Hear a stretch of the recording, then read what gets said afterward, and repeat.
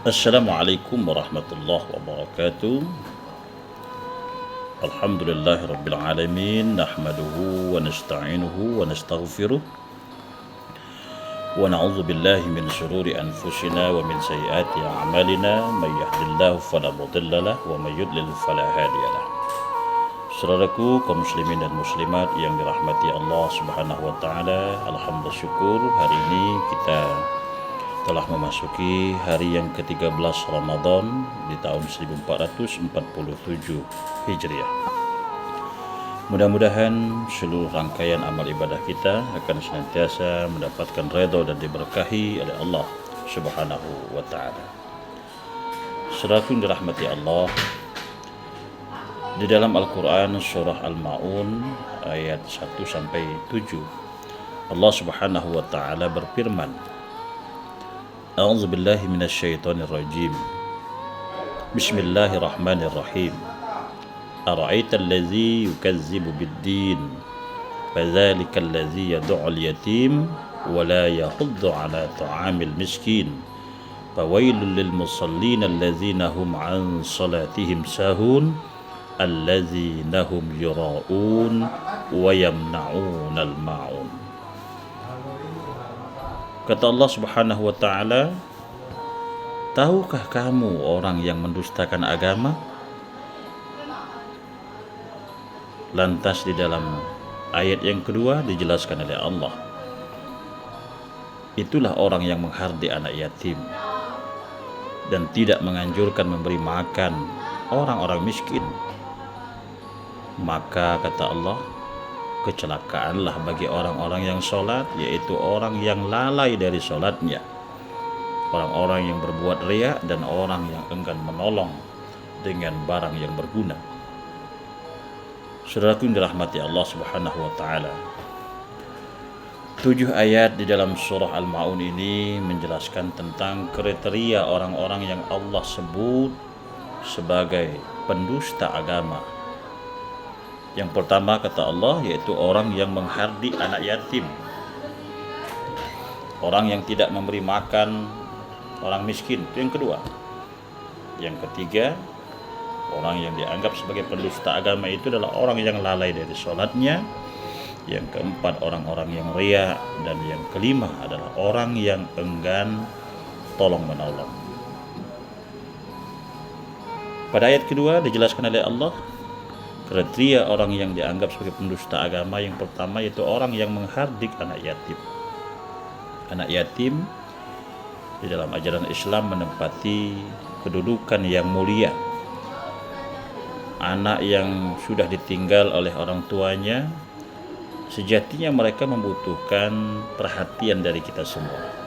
Apalagi anak yatim yang berada dalam kehidupan yang serba terbatas, yang miskin, yang tidak memiliki kemampuan secara ekonomi. Mereka membutuhkan figur yang mampu memberikan pencerahan, memberikan perlindungan, sehingga mereka menjadi anak yang senantiasa taat kepada ajaran agama ini. Namun sebaliknya malah kita menghardik mereka, tidak memberi makan mereka, malah kita menzalimi anak-anak yatim. Maka sungguh apabila ini terjadi, kita akan dicap oleh Allah Subhanahu wa taala sebagai pendusta agama.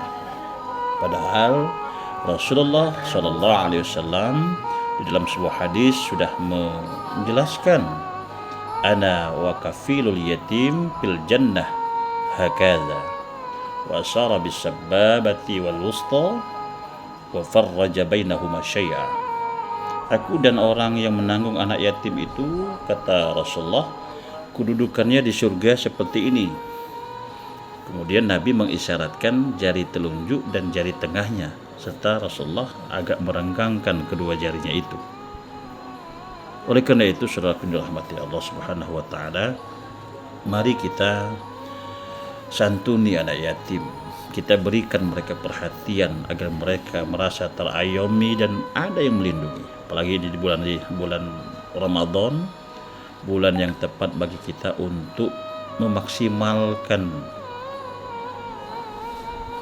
uluran tangan kita, bantuan kita bagi anak-anak yatim yang membutuhkannya. Mudah-mudahan dengan kita menyantuni anak yatim, tidak menghardik anak yatim, tidak menzalimi anak yatim, kita akan dijauhkan oleh Allah dari kategori orang yang mendustakan agama Allah Subhanahu wa taala. Selanjutnya di dalam ayat yang ketiga dijelaskan oleh Allah Subhanahu wa taala yang termasuk dalam kategori orang yang menjadi pendusta agama itu adalah orang yang tidak menganjurkan memberi makan orang miskin. Kita memiliki kemampuan, memiliki kelebihan harta, kelebihan makan, kelebihan pangan, tetapi kita enggan untuk memberi makan orang-orang miskin, orang-orang yang membutuhkan bantuan kita, maka kita akan dikategorikan oleh Allah Subhanahu wa taala sebagai orang yang mendustakan agama Allah Subhanahu wa taala. Saudaraku dirahmati Allah, mari kita berupaya semaksimal mungkin kita manfaatkan harta yang menjadi titipan Allah ini untuk sebaik-baiknya menolong, membantu saudara-saudara kita yang membutuhkan. Jangan sampai dengan harta yang kita miliki, yang dititipkan oleh Allah, malah menjadikan kita kufur nikmat.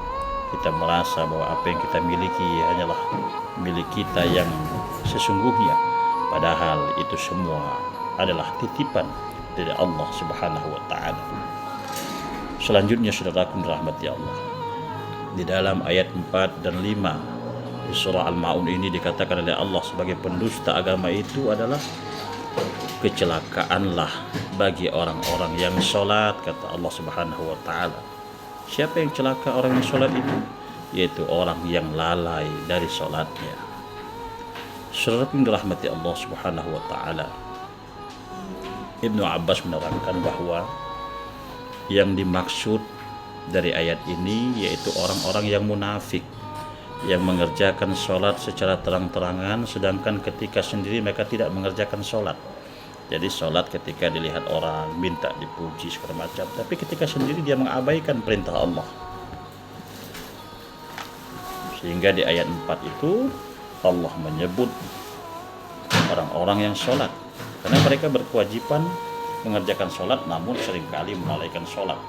Mereka tahu sholat itu hukumnya wajib, hukumnya fardu, tetapi di saat mereka sendiri mereka mengabaikan, melalaikan perintah sholat ini. Sholat yang dirahmati Allah Subhanahu wa taala, sejatinya sholat itu adalah tiang agama kita. Oleh karena itu, jangan sampai kita mengabaikan sholat yang merupakan kewajiban bagi kita, umat yang beragama Islam. Sholat yang dirahmati Allah Subhanahu wa taala. Selanjutnya pada ayat ke-6 dijelaskan oleh Allah, orang yang dianggap sebagai pendusta agama itu adalah orang-orang yang berbuat riya, orang yang melakukan suatu perbuatan bukan karena Allah Subhanahu wa taala, tapi ingin mendapat pujian, ingin mendapatkan sanjungan. Padahal sesungguhnya saudaraku, innamal a'malu binniyat. Setiap perbuatan kita itu sangat tergantung dari niat kita. Oleh karena itu, niatkan setiap amal ibadah kita karena Allah Subhanahu wa taala. Bukankah dalam surah Al-Fatihah kita selalu menyatakan iyyaka na'budu wa iyyaka nasta'in, dan dalam doa iftitah pun kita selalu mengucapkan inna salati wa nusuki wa mahyaya wa mamati lillahi rabbil alamin. Oleh karena itu sekali lagi, dalam setiap amal ibadah kita, mari kita perbaiki niat kita, kita kokohkan kembali niat kita bahwa kita beribadah hanya karena Allah Subhanahu wa taala. Dan di penghujung ayat dikatakan oleh Allah sebagai orang pendusta agama itu adalah orang yang enggan tolong menolong, orang yang enggan membantu saudaranya yang membutuhkan, padahal kita memiliki kelebihan, memiliki kemampuan untuk menolong saudara-saudara kita yang membutuhkan. Orang yang tidak baik ibadahnya kepada makhluknya, mereka tidak akan memberikan bantuan yang bermanfaat dan menolak membayar zakat dan berinfak kepada karib kerabat. Oleh karena itu, saudara rahmati Allah, mudah-mudahan kita semua dengan segenap ikhtiar dan doa kita akan dihindarkan oleh Allah Subhanahu wa taala dari kategori orang yang dianggap oleh Allah sebagai pendusta agama. Ini saja renungan kita di kesempatan hari yang ke-13 Ramadan ini. Mudah-mudahan kita semua akan senantiasa dalam hidayah Allah, sehingga kita akan tetap istiqamah melaksanakan perintah Allah dan meninggalkan larangan Allah Subhanahu wa taala, dan mengikuti sunnah Rasulullah Muhammad sallallahu alaihi wasallam. Ini saja, mudah-mudahan ada manfaat. Mohon maaf atas segala alfa dan khilaf. Assalamualaikum warahmatullahi wabarakatuh.